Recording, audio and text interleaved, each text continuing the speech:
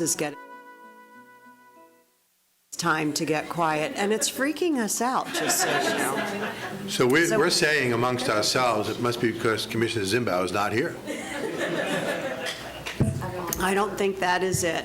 Well, it is 9:30 exactly, so welcome to the June 23rd Board of County Commission meeting, and I am calling this meeting to order. If you would, please silence all of your equipment.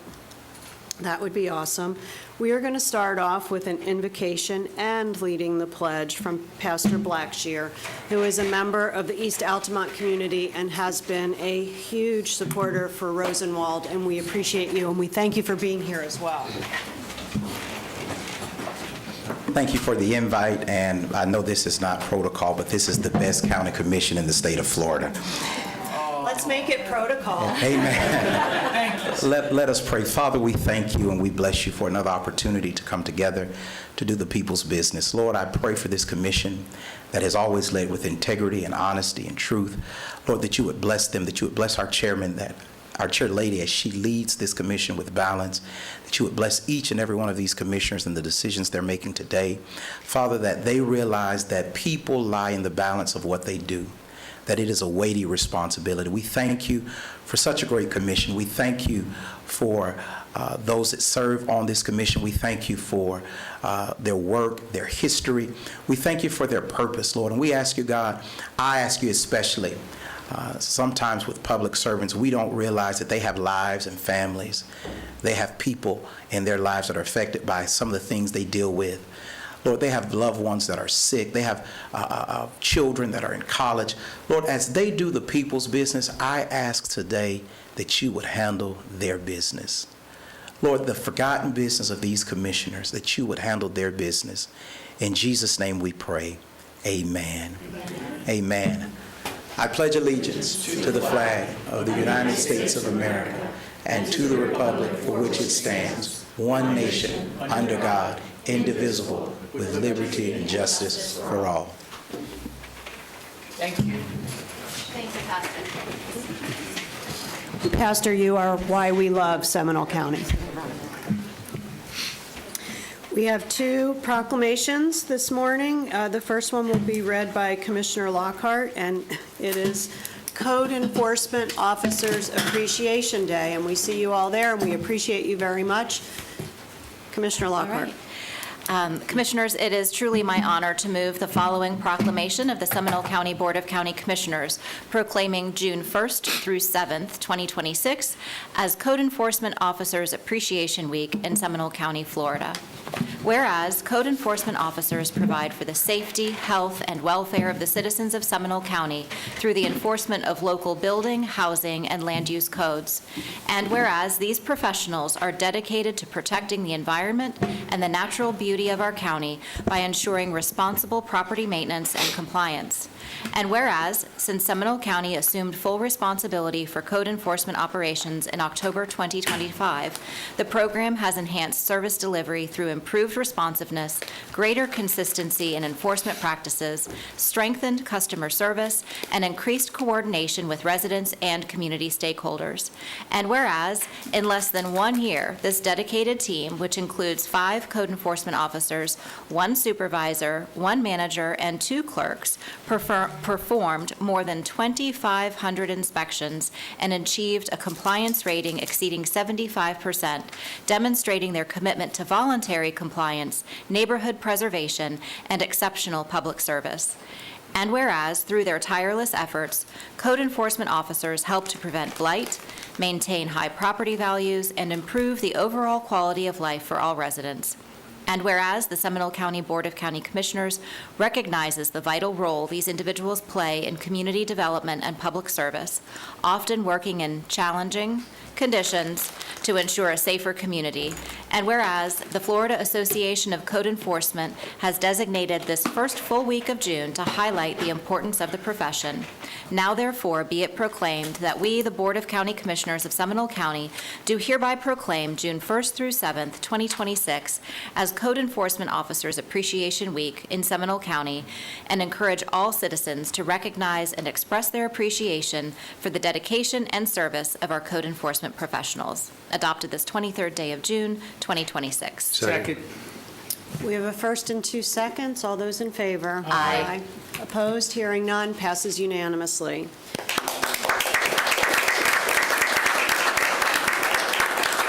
We have the division manager, John Martin, and I would love for you to say a few words about the team, I think. There we go.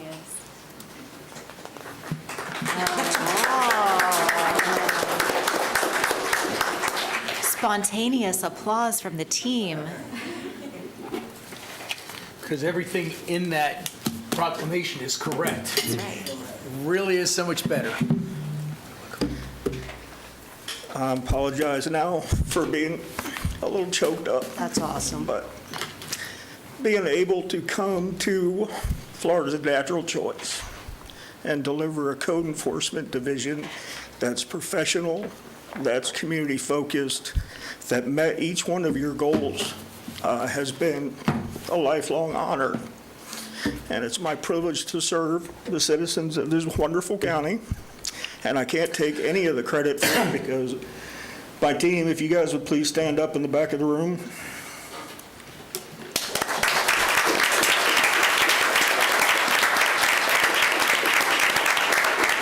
These folks make it easy for me to look this good. So I thank each one of you for your trust, for this opportunity, and I assure you that we're only going to continue to get better. So thank you very much. Thank you so Thank you, much. John. Thank you. We appreciate you all.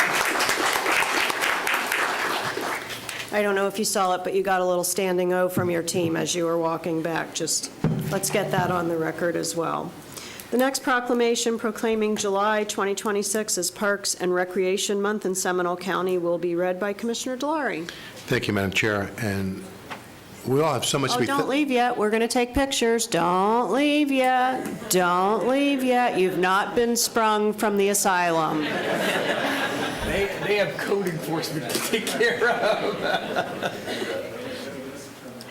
I'm sorry, Commissioner Delory. That's quite all right, and it's totally understandable, and I'm glad that they're sticking around to get the photos. But what I wanted to say, Madam Chair, was that we all have so much to be thankful here in Seminole County, not just code enforcement, our entire staff. And Seminole County is truly a wonderful place to live, work, and play. In fact, you know, during the pandemic in the past, so many people from other parts of the state actually came here because our county was not just open, but to enjoy our leisure and our parks and our trails and our trailheads. And I'm very honored to read this proclamation into the record and proclaim National Park and Recreational Month here in Seminole County. This is a proclamation of the Seminole County Board of County Commissioners proclaiming July 2026 as National Park and Recreational Month in Seminole County, Florida. Whereas parks, recreation are an integral part of the community throughout this country, including Seminole County. And whereas Parks and Recreation provides facilities for sports, outdoor activities, and unstructured play, improving physical and mental health of county residents of all ages. And whereas parks increase economic prosperity, enhances property value, boosts tourism, supports businesses, and reduce crime. And whereas parks, trails, wilderness areas protects our precious resources and promotes environmental stewardship in Florida's natural choice. And whereas Seminole County provides residents with more than 40 parks, trailheads, wilderness areas encompassing more than 7,600 acres. And whereas Seminole County Parks and Recreational staff, volunteers, and partners work tirelessly to ensure safe, clean, accessible, and fun spaces for all to enjoy. And whereas the U.S. House of Representatives has designated July as Park and Recreation Month, and whereas Parks and Recreation Month serves an opportunity to celebrate and raise the awareness of the valuable benefit of providing our parks, trails, and natural lands in Seminole County. Now, therefore, be proclaimed that we, the Board of County Commissioners of Seminole County, Florida, do hereby proclaim July 2026 as National Park and Recreational Month in Seminole County, Florida, and invite all residents and visitors to explore and enjoy our beautiful parks, greenway, and award-winning trail system, adopted this 23rd day of June 2026. Second. Motion in 2 seconds. All those in favor? Aye. Opposed? Hearing none. Motion passes unanimously.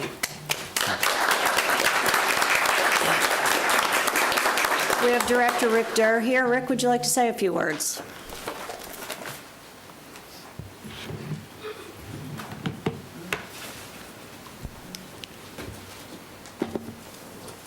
Good morning, Commissioners. Again, Rick Durr, Parks and Recreation Director for Seminole County. I am finding myself without words, which is rare. I can't thank you enough for the recognition for not just our park system, but the support that we continue to enjoy from both our residents and from the Commission. And none of that would be possible without the hard work that's done by our staff on a daily basis, oftentimes in the evenings and on the weekends. That's the part of the business of serving our community. And again, I am so proud of that particular group, and I'm very proud to be here in Seminole County. Where are y'all? Come on. Wave. Oh, come on, stand up. Stand up. Stand up. Stand up.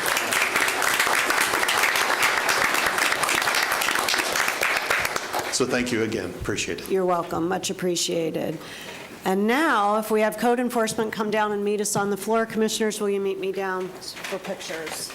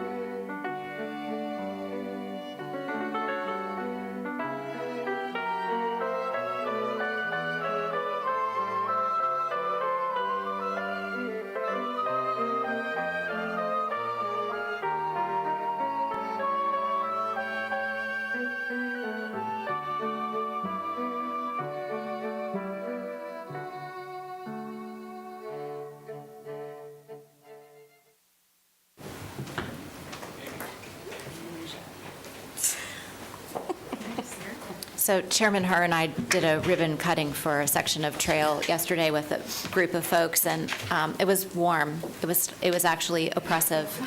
And I just said to Rick Durr, I said, you know, we ought to remind Congress that not every state is enjoyable outdoors in July, and perhaps they should change it up and one year do Parks and Recreation Month in November so that we can all actually be outside and enjoy our parks for National Parks and Recreation Month. And actually, the picture in the front, in the newspaper today, nice picture. Very nice picture. It was great. Great team. Great job. Thank you. Well done. Well, equally interesting, we have Scott McIntyre here for our investment report. Seat of our chair. Mr. McIntyre, we appreciate you being here.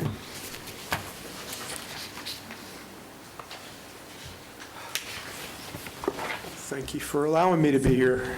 It's good to see you all.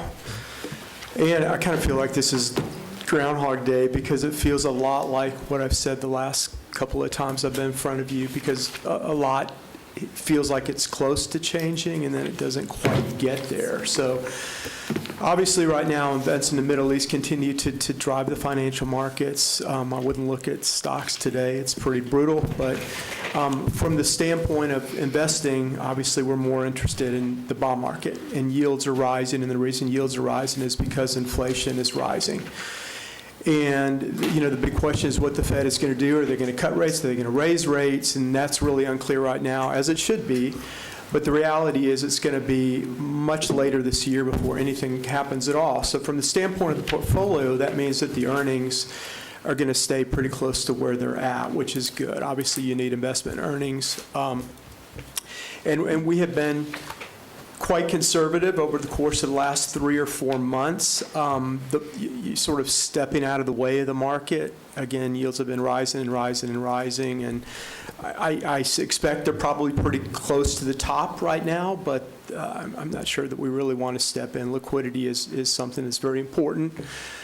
So just kind of keep that in mind. The labor market improved quite a bit since the last time we were here. Not only did we get a really good number in May for non-farm payrolls, but we got a great big upward revision, which is pretty rare. So all of a sudden the labor market looks puzzlingly good. The economy is doing well, but really it has all to do with AI infrastructure build out, which is just absolutely enormous. The rest of the economy, not quite as solid, if you would, but again, the Fed is going to be on hold until December. That red line is quarter-over-quarter annualized GDP, so you can see the last 2 quarters have been 0.6 or 0.5 and 1.6, which is pretty sluggish economic growth. Obviously, we're in the second quarter. If the Fed were to raise rates to slow inflation, they would be slowing down the economy, deliberately trying to slow economic growth to be able to get inflation in check. And we're really not in a position where the Fed can do that, regardless of whether or not the Fed is giving that message. I certainly don't think that rate hikes are in the picture for this year, and not next year either, just because the economy is weak. This is just a real quick look at what all of a sudden has happened in terms of non-farm payrolls, 3 straight months. Big revisions made those previous months look bigger. Before that, it was pretty anemic growth. I'm really of the impression, frankly, having talked to a lot of kids who are getting out of school right now, that the job market is not this good. So I'm not sure. This might be a bit of an aberration, but nevertheless, again, one of the reasons the Fed would cut rates is if the labor market was weak, and it's not weak either. So no cuts, no interest rate increases. This is. I'm not going to go through what's over there in the writing on the left-hand side, but what I do want you to pay attention to is the gray portion of the bar, which represents the portion that energy is pushing up headline inflation. So it's all energy at this point. If you take away the increase in oil and gas prices, then inflation is generally under control. This is the 2-year Treasury note yield. I show this to you guys all the time. It has risen and risen and risen this year. And again, that has to do with inflation being higher. Honestly, if there were a memorandum of understanding, if there were a peace deal, if there were a ceasefire, if there were relative calm and stability in the Middle East, energy prices would move lower, but not dramatically lower. So I think that inflation is going to be with us for a while, and as a result, I think rates are going to be similar to where we are. Now, having said that, you know the drill. I scratched through the last several meetings so you can start to see the path of interest rates, treasuries in particular. One thing to focus on is those overnight pool rates. The majority of the liquidity is at Florida Prime, which is, again, the federated, managed, used to be the state pool, lowest fee structure, highest yielding. So there is a fair amount of money that is sitting there from Seminole County. That's not going anywhere. If anything, that yield on those pools will increase a little bit as we go toward the end of the year. It will only fall if the Fed decides to cut rates, which, again, I don't think is going to happen. So, again, I think what I'm going to dash over here. And so the portfolio, the overnight rate is 350 to 375. The portfolio is yielding about 398, 399. The securities that are maturing right now, interestingly enough, are at yields below where the market is. So when those are reinvested, they'll be reinvested at higher yields, which will boost the portfolio hopefully back up to 4%. So I could be happier if we held on to all our money until rates were higher and jumped in, but that wasn't the case. Back up a step here. Well, let me go forward. This is a quick look at the what it's yielding versus its benchmark. So you're the red dots.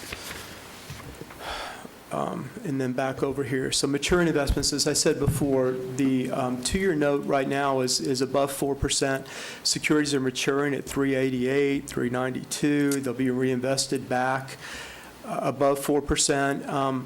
Talking to the folks in the clerk's office, talking about your cash flows, talking about your spending, which is some of this, I guess, construction spending that was a little bit slow has started to speed up a little bit. So the spending is back on track, for lack of a better way to put it, which means a lot of the securities that are maturing are used right now to fund operations. And again, one of the discussions I've had with the clerk's office is allowing for more liquidity, because right now things are very uncertain. And again, I'm really not sure when the situation is going to change. So some of the maturities that will not be used will be put into Florida Prime. And the only thing we're asking for here is to reinvest essentially what is the early July Palm term maturity rolling off at 388. What I assume will be 415 to 420. So a very limited ask here.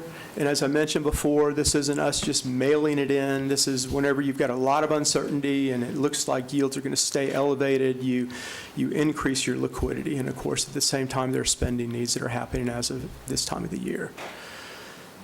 So normally, Chairman, if you could sort of help me with the motion. Happy to do that. Madam Chair. Commissioners? I'd like to make a motion to implement the recommendations of our financial advisor based on a report submitted today and recommend the clerk to implement said board recommendations. Second. A first and a second. Any discussion? Hearing none. All in favor? Aye. Opposed? Hearing none opposed. It passes unanimously. Thank you, Scott, for your Okay, good to see work on all of you. this. Thank you. Safe travels. That brings us to the consent agenda portion of the program. I'll ask Ms. Drager, do we have any public comment forms? Yes, ma'am. All right, well then I'll turn it over to our attorney to give us instruction on public comment. Thank you, Chairman. Florida law provides that members of the public shall be given a reasonable opportunity to be heard on propositions before the Board of County Commissioners, except when the board is acting on emergency or ministerial matters or conducting a meeting exempt from the requirements of the Sunshine Law. Individuals shall be permitted 3 minutes each for public comment or 6 minutes when the individual is an official representative of a formal association or group. The chairman may modify the maximum time for public comment at her sole discretion when appropriate. Public comments on quasi-judicial or other public hearing items will occur during the board's consideration of those items this afternoon. Public comments on pending procurement matters or on non-agenda items shall not be permitted at this time. Members of the public desiring to make public comment must fill out a speaker form and present the form to staff. Forms are available in the lobby. Chairman. Thank you. All right, we'll hear public comment now. There is one speaker, Carrie Dries, speaking in opposition to agenda item number 10. Come on up. When you get here, if you would give your name and address for the record, that would be great. That microphone right there. And we'll start a timer. You can see the timer up here. So Sure can. Thank you. My name is Carrie Dries. I live at 4848 Gabriella Lane in Oviedo. which leads me to speak on the item, agenda item number 10. Good morning. Thank you for having public comment. I can't usually come to meetings as I'm a public school teacher, and these take place obviously during the workday. I'm not speaking in true full opposition to the development. I'm actually super grateful that this person who purchased the land, almost 14 acres, only wants to put 4 homes on it, so I'm grateful. The property on which I live has been in, and the property next door has been in our family since the 80s, so we've obviously seen this area grow in quite a way. So I'm really just asking that the board would take these things under advisement when approving this development. I know this will go through. It's just there's quite a pattern in our area of just knocking down every single tree that's there, which causes extreme drainage issues to the whole community, not just that homeowner. Someone just put in a property behind us, knocked down everything, and then doesn't understand why their yard is a pond, because trees are sponges, y'all. So I just would hope that that owner, I don't know if they're here, would take that under advisement. And when the entrance is being put in, every single pine tree that's there not be taken down, as we all agree. This is what makes Seminole County the natural choice, and what's beautiful is not just us living here, but all the wildlife that we have as well. We just desperately need a drainage study.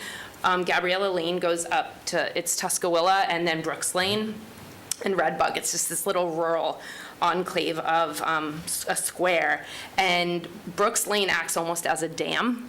So our little square, nothing can drain out of that. So we need some kind of outfall drainage to the creek, to Bear Creek. And I support that this person bought this land. They can put on it what they would like. But again, with increased development, we've had a lot of displaced wildlife, much fewer trees, and as I said already, drainage issues. Bears with no place to go killed 2 of my backyard goats this past fall. We have a family of coyotes that lives in our back area, in this proposed area. I would hate for them not to have anywhere to go and then continue to kill people's pets and things like that. So really, all I'm requesting is that a drainage study is done, and that the owner be discouraged from knocking down every single tree and then not understanding why there's no drainage. Our septics and drain fields fill every hurricane season.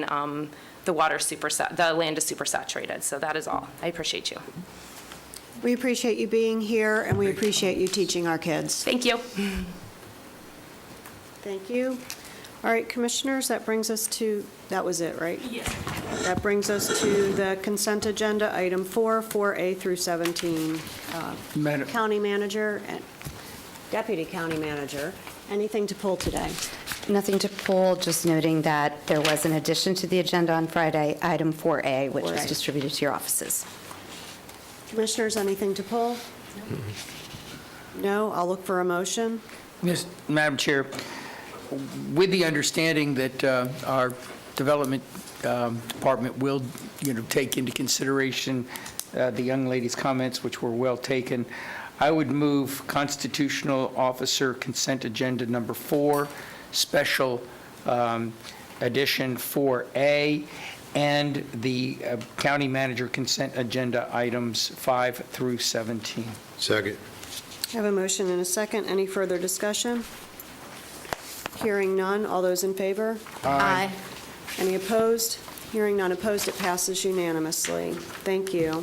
That brings us to item 18, the regular agenda. And this is Mr. Joe Acala, Information Technology Director. Joe, welcome to the podium. Thank you. All right, we're here to talk about admin code, information security, and artificial intelligence. Oops. There we go. All right, so here today, again, as mentioned, we're to discuss the 26.5, or information security policy as part of the admin code, summarize the updates that we recently were made, and really discuss Section D, which was the largest section that we added in there regarding some guidelines around artificial intelligence. So what did we change? So really remove some of the outdated language that was in there. Obviously, as technology changes, terminology changes, and so forth. So we wanted to try and remove some of the outdated language that was in there. We additionally clarified the role of the CIO and Information Security Division Manager. One's more policy-based, while the other is more operational and execution-based. We also referenced the state statute, which is 282.3185, if I remember correctly, regarding security training. That's part of the state mandates that all employees must be security trained. We have to track that, report that, and so forth, so we wanted to make sure that was captured in there. And then finally, as I mentioned, updating the policy to include some artificial intelligence guidelines, which is Section D that we incorporated. So what all is Section D? So Section D really discusses only utilizing AI-approved platforms. We did not list specific technologies or platforms because, again, this can change on a moment's notice. So we put language in there to say only used approved platforms. Most importantly here, review and approve all content created by AI. We want to make sure that it's well known. AI can make mistakes. It can hallucinate, as it's termed. So we want to make sure the human is involved in that loop to capture that, review it, and make sure it is accurate before publishing any of it. Also, we asked for reviewing of contracts. Obviously, you heard during the budget presentations, many of the departments were discussing AI being involved in their applications and platforms that they're acquiring. Here, as part of our vendor risk management, we also look at how our data is utilized in those vendor platforms, and really more importantly, making sure that they are securing it and ensuring that our data is secured in their platforms. The next area we discussed in the policy was AI to be used responsibly and not to harm the public or county. Pretty self-evident in that aspect. And finally, we talked about appropriate controls to be implemented to protect our data. This is to ensure the safety and security, availability, confidentiality, and integrity of our data. And then finally, we specifically identified a couple of unacceptable uses, such as social security numbers, credit card information, any PII or HIPAA. Don't put that stuff in there. Seems to be pretty self-explanatory, but again, if it's not in black and white, we wanted to make sure we explicitly spelled that out. So with that concludes my presentation, and we have a recommendation for you. Thank you. Commissioners, any discussion? Nope. I would just say thank you for bringing this forward. I think it will not surprise me if at some point in the near or not so near future we wind up making amendments. I hope that you and our team will feel like you can bring those to us when you need to, because this is such a rapidly changing world in this sphere that we're experiencing now. So thank you for the work and look forward to more to come. Yes, thank you. I think the only thing that I would add before someone makes the motion is that I think because all of this is so new and because the language is rapidly changing, what needs to happen with this is a really extensive training program that includes your team involved in every single department, in every single role, and making sure that the messaging is consistent as it goes through the organization. Otherwise, we will have misinterpretations and misunderstanding and then the potential of an error. So training for this is really important. And I speak to that from personal knowledge in the commercial universe, is folks not understanding it as well as they think they understand it. With that, Commissioners, I'll look for a motion. Motion to approve is presented. Second. I have a first and a second. Any further discussion? All those in favor? Aye. Any opposed? Hearing none, passes unanimously. Thank you for your work on this. Brings us to, any public comment? No, ma'am. Thank you. Item 19, this is a resolution delegating temporary authority to the building official and the Development Services Director to establish fees to become compliant with House Bill 803, and we have Mr. Rhodes here.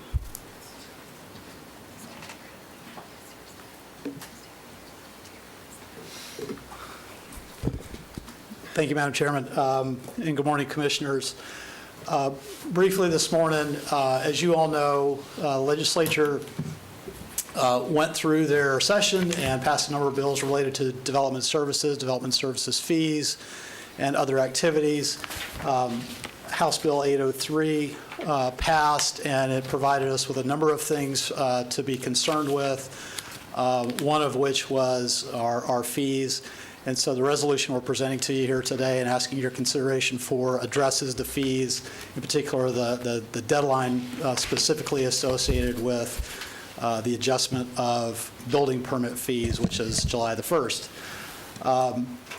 The general legislative direction, as you all probably are aware, has been to require fees more and more to reflect our actual costs, and that is continuing. That's also evident in another bill that we may talk about at another point in time, House Bill 399, which is doing the same thing to development fees, planning fees, things like that, as it's doing to building fees, but they have a different effective date for those fees.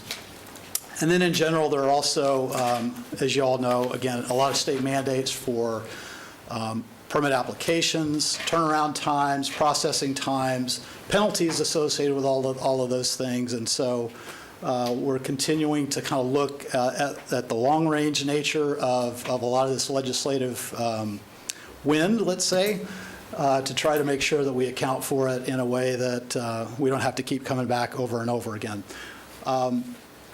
House Bill 803 and its committee substitute for committee substitute, but 803 amends 5 different chapters of Florida statutes, provides for some exemptions from permit requirements, which are also going to be problematic for us in some respects.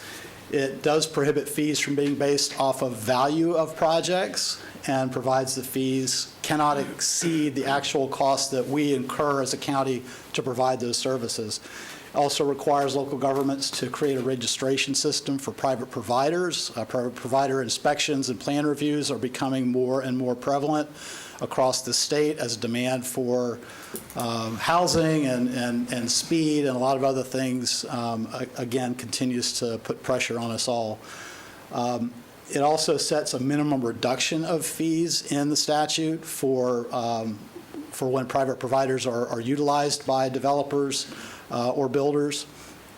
And again, it set an effective date, which is problematic for us, of July 1st for most of these changes. As you all know, I think the governor signed the bill in early May, and so it has not left us with a whole lot of time to make the adjustments that we'd like to see made for the long term in response to this and to other needs that we've got. This is an excerpt from the bill and just indicates the specific amendment there underlined at the bottom. Inspection fees may not be based on the total cost of a project and may not exceed the actual inspection cost incurred by the local enforcement agency. Note that it says may not exceed. The legislature doesn't mind if it's less, of course, which isn't very helpful for us. But at any rate, the upshot of this is we know that we need to conduct a fee study, and we are working with our purchasing division manager.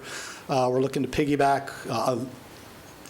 Just about every local government in the state is having to go through right now something like we are and respond in a similar way. We're a little bit ahead of the game, I think, with the resolution that we're presenting, but we all are being forced into looking at our fees across the board, and so we're hoping we're able to piggyback on a couple of those existing contracts out there and get something underway in the next month or so. As you all know, the previous fee study that the county did was in 2018.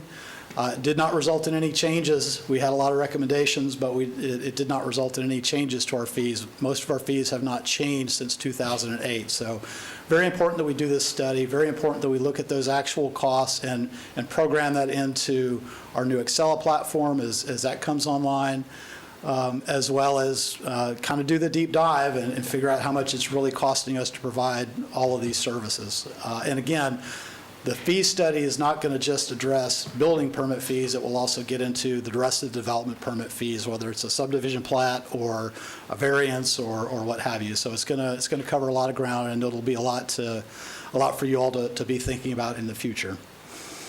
So the action we're requesting today is to approve and authorize the chairman to execute a resolution authorizing the building official and development services director to adjust permitting and development fees to be consistent with the requirements of state statute. Thank you very much, commissioners. Any comments? Just Mr. one. Constantine. Just We're all one. looking at you. Okay. Yes, we want to do this. We should be doing this. And I think all of us want, and we've said this before many times, in all areas, we want to make sure we have the actual costs.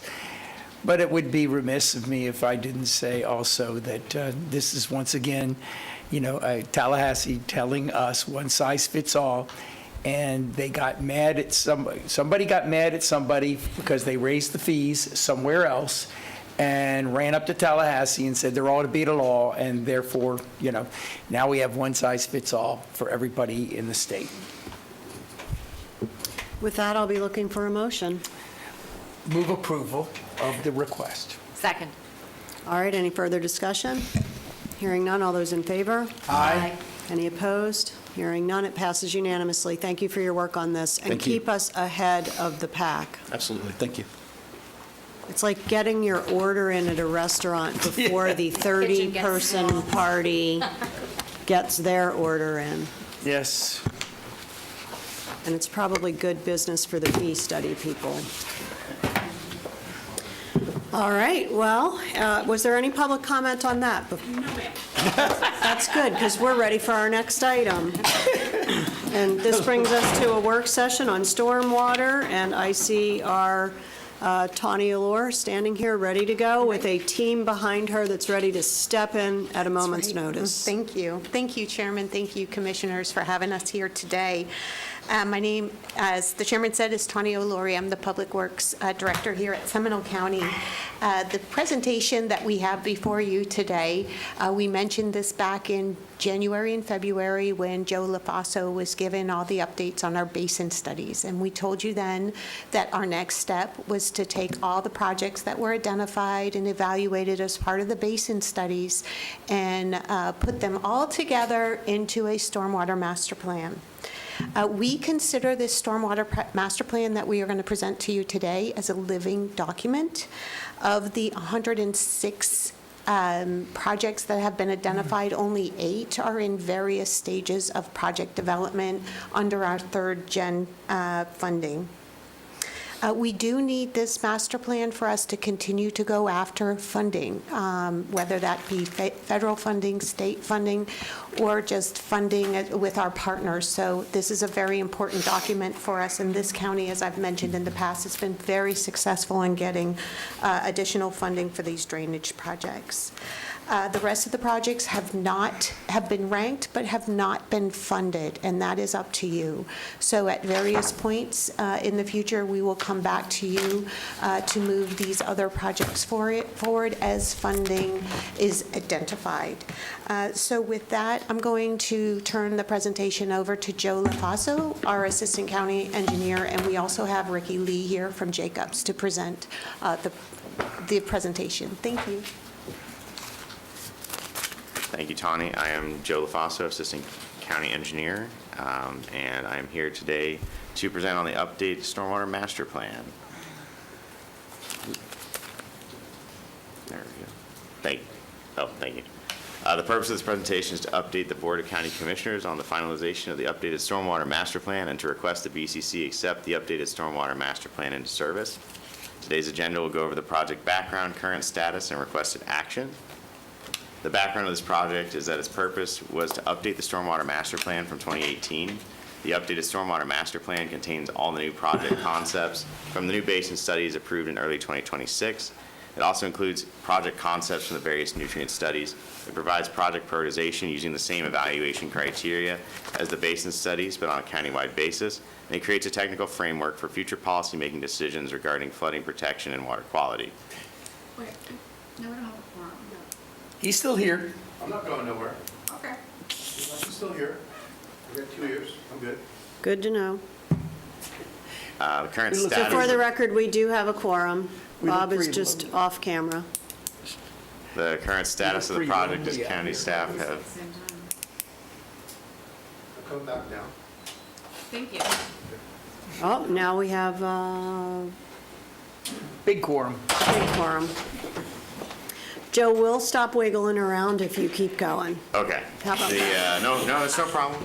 Current status of the project is county staff and consultants have included the countywide project concept rankings, and the draft updated stormwater master plan is prepared and ready to enter service.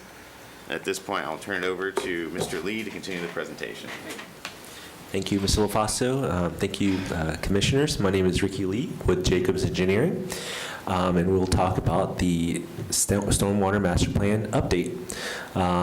And we'll do an overview of our approach, including the criteria and the various steps, so as we go through. All right. Our goal, as Mr. LaFasto said, is to update the previous 2018 Stormwater Master Plan. And this one, we mostly worked on the 8 basin studies that were previously completed with the county, as well as several nutrient projects. And these projects were located in unincorporated Seminole County. And obviously, water doesn't care about jurisdiction, but, we focus on those areas and we take a look at where there is opportunity for partnerships. The 8 basin studies listed here: Midway, Lake Harney, Little Wekiva, Big Wekiva, Yankee Lake, Lake Monroe, Big Little Econ, and the East County basins, including Lake Jessup, Howell Creek, Soldiers Creek, G Creek, Little Lake Howell, as well as nutrient studies, which focus mostly on water quality, listed there. The 7 steps that we took for this update: data collection, project screening, evaluation criteria, site assessments, benefit scoring, cost assessments, and then finally project prioritization. Mostly for the data collection, we worked with the county consultants who were working on the basin updates and got their information and put them together in our GIS database and use that for project screening. We met several times with the county staff over the years on the various criteria, and those criteria are listed here in this chart, including flood protection, water quality, ease of implementation, operations and maintenance, alternative funding, potential benefits from water augmentation, and community enhancement. And we'll go over, how some of those features were decided on, and what that looks like. But these are the same criteria that were used in the basin studies, so we try to be consistent with our approach. And as you can see on the chart, there's flood protection is 35%, and water quality at 25%, which were the top 2 factors. This is also, this will be in the report, but, just breaks down a little bit more all the different aspects that we used in our analysis. This is a map of basically the floodplains in Seminole County. As you know, there is quite a few used for our flood protection metric. Evaluation criteria of water quality. We work with our environmental protection team at the county and looked at the BMAPs, the Basin Management Action Plans, and decided on which were high priority, especially the ones on the west side of the county where there were more outstanding springs and things like that, which has downstream effects. So we worked together with the county to develop that, and also upstream basins. If they're upstream of a river, then obviously we would try to give them more credit for benefits upstream, so that downstream effects are lessened. Ease of implementation and O&M. We looked at maintenance records, over the years of flooding complaints and things like that, as well as different opportunities such as public right-of-way, public parks and things like that, and different areas that we could make it easier to implement construction. Water augmentation. This is a map of the water recharge areas in Seminole County where, there is a special criteria from St. John's where these areas help replenish the aquifer more. And so you see the dark blue, those are important areas where it's better for water augmentation, so that it's more of a one water approach, right, when we do our projects. And and those projects in those areas had certain points involved. Community enhancement, mostly for like areas where there's parks and trails and things like that. So, Parks and Recreation Month. So projects that helped enhance living conditions in those areas were also given points. And so we took all those different criteria, and there was a weighting factor applied using GIS, and then resulted in a total benefit score for the benefit scoring. And once we had all the benefit scores, we also took into consideration the cost. We took a normalized cost based on the most expensive project and compared it to that project's cost and applied a factor to the benefit score to get the overall benefit cost ratio. And that's how the prioritization was used for this plan, where it was most cost effective and also most advantageous. And so that's how they are ranked. And so that's how we have our project prioritization list. There are, as Ms. Tani said, over 106 projects. 85 of them are strictly flooding projects, but there's also water quality benefits with the flooding projects, of course. And then there's 21 strictly water quality projects, as mentioned previously with those lake nutrient studies. For a total of $328 million in projects. So, and also as a part of this study, we created project sheets for the staff to use, where we summarize information from the studies, so that's easy for the for staff for future project studies and whatever next phase there is, with information about the project, nearby parcels, different, and also cost estimate as well. Just a lot of information that will be helpful for the county in the future for the next steps. And so activities to date, as we discussed, the data collection, project screening, evaluation criteria, site assessments, benefit scoring, cost estimates, and project prioritization has been completed and in draft form. And we have... And with all that being said, we would have a recommended action that the board approve for acceptance into service the updated stormwater master plan as recommended by staff. And with that, we conclude this presentation and we're ready for any questions. Thank you. Do we have any public comment? No, ma'am. All right, commissioners, any discussion? She wants to go first? I don't need to go first. Go ahead, Bob. Just trying to be polite. That's very nice. Thank you. Thank you, Madam Chair. As you said in your presentation, water does not know jurisdiction. I get that. We all know that. And we also know that there's limited dollars to do all the things that need to be done. But yet the public always looks at, where they live, and that's their biggest investment, or one of their biggest investments. And they want to make sure that they are working with us and we're working for them to protect their biggest investment. You also said that this is for the unincorporated part of the county, not any of the 7 cities. So my questions are around that issue. What dialogue or conversations we've had with the 7 cities? Because what I'm concerned about is the downstream effect if and when it does go into a city, because water does flow in certain directions, that if the cities are not prepared or we're not working with the cities, we could flood areas. And so how do we prevent that from happening, number one? Number two, when you talk about benefit cost ratio, if the cities are partnering with us, we get the biggest bang for the buck, which will change the benefit cost ratio, which would also potentially change your priority list if a city is partnering with us. Can you discuss that first? And I have a couple more questions, but that's basically where I'm going to go, and I have 2 more questions after that.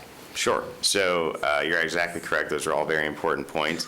During the basin studies, we did discuss with the cities the various projects which we would have those downstream effects. So, for example, the Little Lake House project in November, which is our number 3 on the list. We had a discussion in November of 2024 with the city of Winter Springs, because in order to implement that project, well, our piece of it for the unincorporated section was small. To get that from Little Lake Howell to the final discharge point would essentially cross the entire breadth of the city and would require them to upsize the pipes. So we met with them, we met with their consultants, and they were very eager to continue this discussion as we progressed through the basin study, through the stormwater master plan. And so they said when we had gotten to essentially this point where we're ready to start, putting things in onto the list, that they would want to come back and have that further discussion with us. And other projects similarly, we know they're, with Castleberry, for example, for the Forest Brook project, which also requires coordination with DOT, because we'll have crossings under 434 to make that an implementable project. So we have had those discussions with them. They are logged in the basin study for which the project is contained.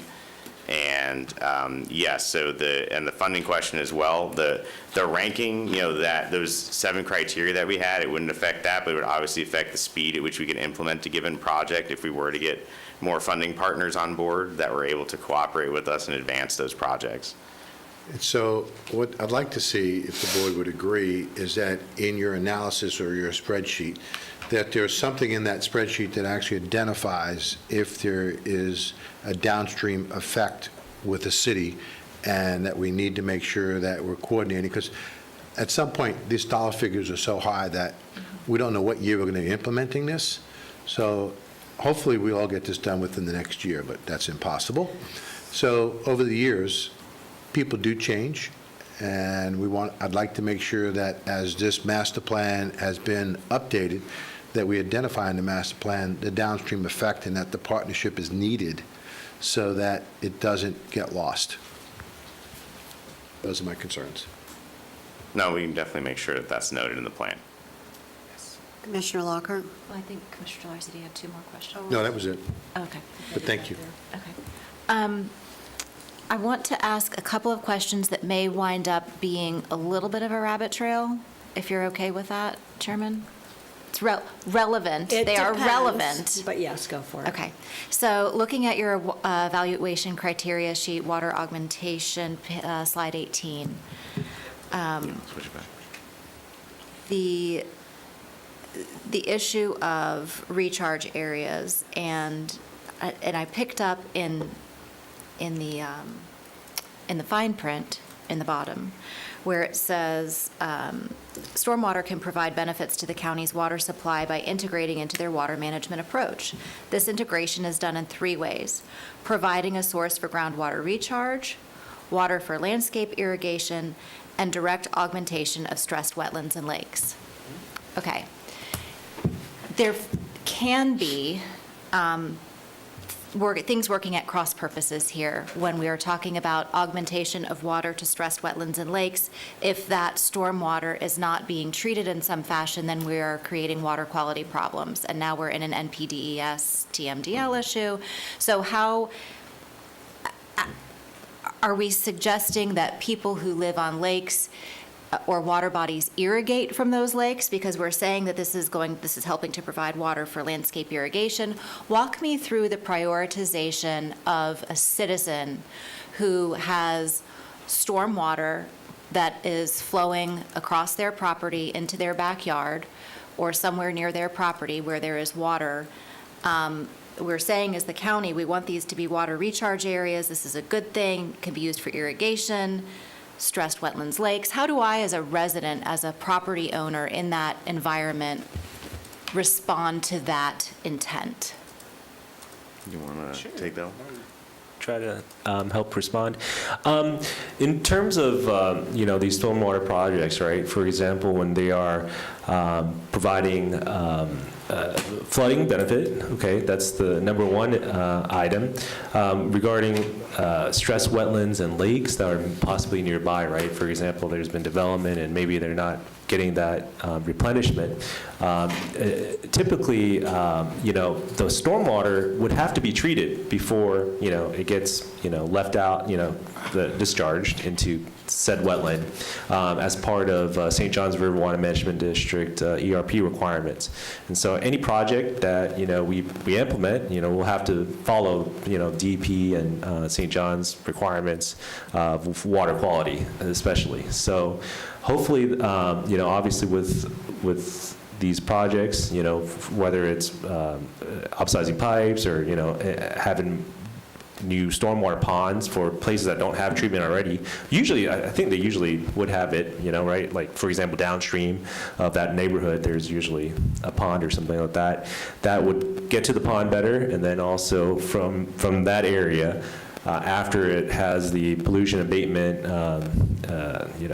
mechanisms, then it would be able to discharge cleaner water into these lakes, or recharge the groundwater, or for landscape irrigation, that was more for, like, for example, golf courses that have already these systems in place, and they can use their ponds to kind of like stormwater harvesting that St. John's has been promoting recently. So as a citizen, I think the number one thing is flooding, with flooding effects, and also obviously, too, once they have these projects, permitted, they will need to meet those water quality, especially the new statewide stormwater quality regulations, and so that will provide cleaner water for our wetlands and aquifers and things like that. So, I think I loved hearing that all of the stormwater that is being dumped into our lakes and streams is supposed to be treated. Yes.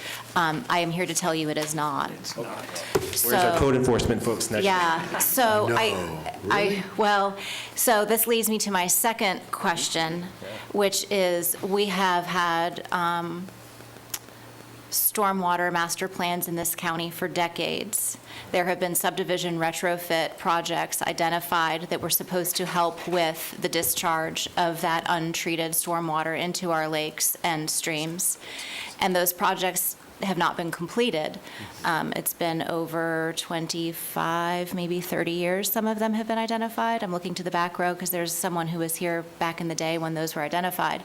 So how, in your evaluation criteria, how many of those previously identified subdivision retrofit projects that were supposed to fix water quality and quantity issues in these older neighborhoods, how many of those were evaluated, and did they make it into the criteria? Was there a weighting established for those projects? I can't tell you exactly how many were from the previous ones. We can take a look into that. Regarding the weighting, I do not believe that, that was part of the, criteria, but we can take a look closer and get you that answer. Yep. Okay. I just think it's incredibly important that, one of the things that local government in particular gets accused of is you do studies, you spend all this money on studies, and then you put them on the shelf and you don't do what it is that the study tells you you're supposed to do. And we have decades of histories of that specifically related to stormwater in this county. And so while I know needs change and evolve and priorities change, I think there are some antiquated neighborhoods in this county who have been waiting literally for decades, and have been acting as the county's retention ponds for years without any type of remediation. And I think we need to acknowledge that and at least look at that. The other thing that I want to ask about on slide 24,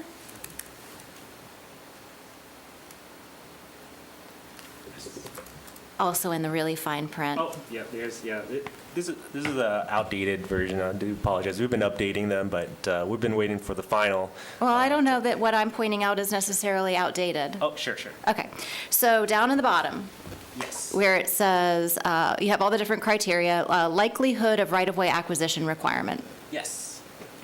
Both of these in this example say unlikely.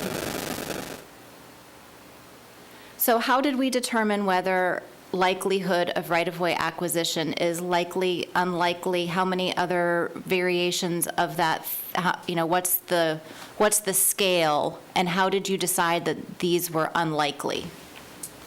As an example. Yeah, so we put that in there for to help with the county staff, because obviously, that's a huge time constraint and also budget constraint, we took a look at the available right-of-way. For example, if the project is just within a lake or something like that has county right-of-way. If it had to do with private property and other things like that, then yes, that will be more higher likely. And if it was like, for example, public road, for example, county streets and things like that, or DOT, for example, is less likely. There's also consideration if there was like wetland impacts as well, and so if there's like wetland involved, as you can see, there's something there. There is potential for, right of way, issues with that, with wetland mitigation. So. I hope that when our team looks at these sheets, they don't see the word unlikely and skip over it. Yes, we could probably better word that, so that they can say, hey, even though it might be unlikely, there still is likelihood, Right? Well, and I'll speak to that. That again, the two top criterion were, of course, the water quality and the flood mitigation. So just because we need to acquire right-of-way for something, or that it's likely we need to acquire right-of-way for something, doesn't mean we're necessarily going to not do it. So I think that that's something to say, is that, again, it's one of 7 criteria. We had to assign some kind of a metric to it because we don't have, let's say, complete site survey, right? We don't know to the millimeter what we may or may not need in terms of the land. But we just wanted to say, hey, just so everyone knows, we will likely have a land acquisition component, and that will involve time and effort. But it's not something that's a deal breaker for us. We will proceed. We have proceeded with projects. I mean, you talked about a historical one that's been on there. Midway Community has been on there forever. And we went after that thing regardless of the massive effort it required to acquire that right of way. So I'll say that, yes, it may say likely or unlikely, but that doesn't mean a yes or a no to that project. Okay, that's very, very good news. Thank you for clarifying that. Those are all the questions I have for now. Any further questions, commissioners? Madam Chair, Yes. you might want to use has challenges as opposed to unlikely or something. But I just, my Environmental Steward Commission has already said everything. And I don't have to say much of anything except an overall big picture. And that is, we don't have the funding to do this. All of it. And let's be realistic. That is what is the elephant in the room, and that is what we have to address ultimately. I've had long discussions with the county manager. I'm sure many of you have also, that this is something that is coming. I am not, I'm not suggesting the horror story that happened in the past when none of us except for Bob was here. But So you're saying it's my fault? No, I'm saying that you had to put up with it. But I am saying we have to bite the bullet and start looking at real opportunities to pay for these things, because there's so many aspects to this. The water quality is extremely important, as is the flooding, and if we do not take care, we cannot, as Commissioner Lockhart suggested, we cannot continue to let water flow into our lakes freely from the streets. And that's what's happening. And I see it every day. We all see it every day. I live on a lake, and it makes me sick to my stomach. And we've got to do something about it. Thank you very much. Commissioner Delory. With that, I guess I will make a motion. Commissioner Delory had his hand Okay, up. I'm sorry. I'd like to make the motion, Madam Chair, if that's okay. I'd like to do a few clarifying comments before you do that. Absolutely. I may be reading this wrong, but I think on your project sheets, it is the likelihood of requiring right-of-way, not the unlikelihood that we can't get it. Correct. So It's the I just want to get that on the likelihood we record, need to acquire that it is the not a commentary on scoring the ease of the happens acquisition. earlier. Okay. Yes. I think there were 2 additional requests that were added, and that is that older neighborhoods and older studies are somehow taken into consideration for those that have been waiting the longest. And then the second request was to add somewhere in the documentation whether city involvement is needed, appreciated, or required, is what I heard in that commentary. So you figure out how to do that. And with that, Commissioner Delary, would you like to make a motion? Thank you, Madam Chair. And I was going to go along those same lines. I'd like to make the motion to approve and accept into service the updated stormwater master plan as presented here today and to address the comments that were made by this board at this time. Second. We have a first and a second. Any other discussion? Oh, Kate's just raising her hand by herself. I thought you were, I'm sorry. All those in favor? Aye. Opposed? Hearing none. Passes unanimously. Thank you, gentlemen. Thank you, Madam Chair. Thank you. Joe, always a good job. Thank you, ma'am. We appreciate it. Is there any other further public comment? No, ma'am. Can we keep going? That's No, I didn't think so. We cannot. It was There are just- rules. We cannot, but we can Let's all keep going. find, we can all find productive work in our offices to do that doesn't occupy staff and take them away from the productive work that they need to do while we're all in this building.